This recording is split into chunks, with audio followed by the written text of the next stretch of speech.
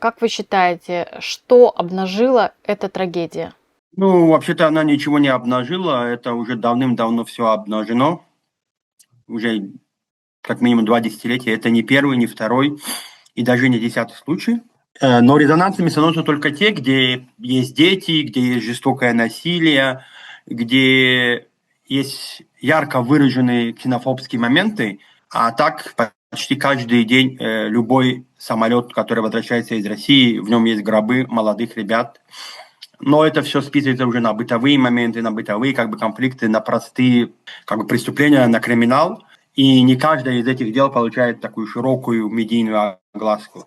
Но за последние 5 лет вообще на глобальном уровне такая антимигрантская риторика, и вообще такая риторика правого толка, она сильно укрепилась, и это не только в России, а на глобальном уровне. Это стало очень интересной такой прибыльной темой для получения дешевых политических дивидендов со стороны популистских политиков.